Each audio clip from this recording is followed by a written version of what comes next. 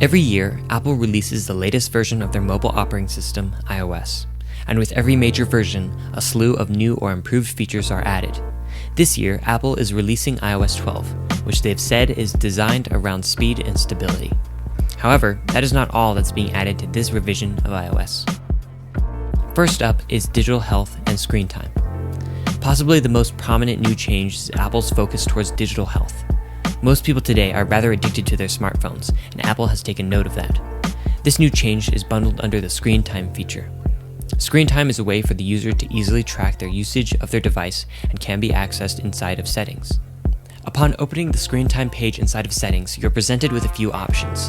At the top is the screen time tracking subpage, which we'll get to in a moment. Below it are the actionable settings that you can adjust to your preference.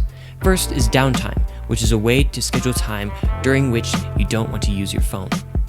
Then there is app limits, which is a way to set specific amounts of time you want to spend in the various apps you use, blocking access once the allotted time has expired.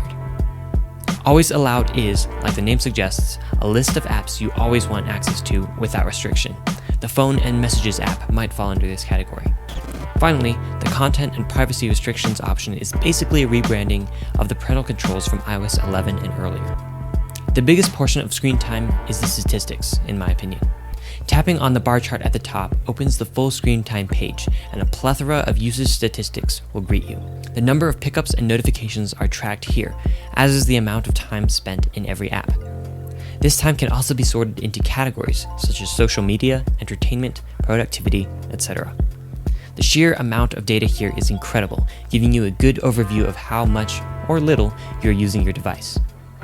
Screen time is going to be incredibly helpful for people who feel addicted to their smartphones, as it gives you the cold hard facts of your smartphone usage, allowing you to take real action to shed that addiction. Next up, notifications. The second standout feature of this year's major iOS update is the fact that notifications have been reworked. Gone are the days where group chats notifications flood your entire lock screen. Now, iOS will group multiple notifications into their own stack, cleaning up the visual clutter. Simply tapping on the lower part of the topmost notification expands the stack, allowing you to take action accordingly. Additionally, a new action has been added on the leftward swipe. Joining the previously available actions View and Clear, Manage is an extremely useful option. Tapping on it brings up a dialog, giving you the ability to fine-tune future notifications from that app.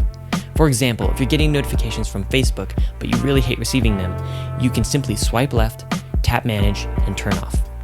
At the bottom of this sheet is Settings, which, upon tapping, will bring you to the complete notification settings page for that app. As mentioned at the beginning of this video, you'll be happy to hear that iOS 12 is faster.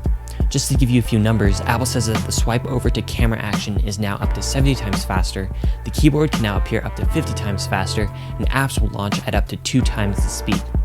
The keywords here are up to, and so your mileage may vary depending on your device, but it should be faster nonetheless. This is only the tip of the iceberg as to the new features and changes in iOS 12. If you've got an iPhone 10 or later, you get access to some updated Animoji and the brand new Memoji, a way to create a custom Animoji or avatar for yourself. Siri's shortcuts are also a new addition, bringing workflow commands to Siri. As usual, software updates take your phone out of commission for quite a while, so I'd recommend you download the update and right before you go to bed, start the update process. You'll have a freshly updated iPhone or iPad when you wake up. Well, that's it. Thanks so much for watching. If you like this video, hit the thumbs up button. If you like cinematic tech videos, hit that subscribe button. Thanks. I'll see y'all later.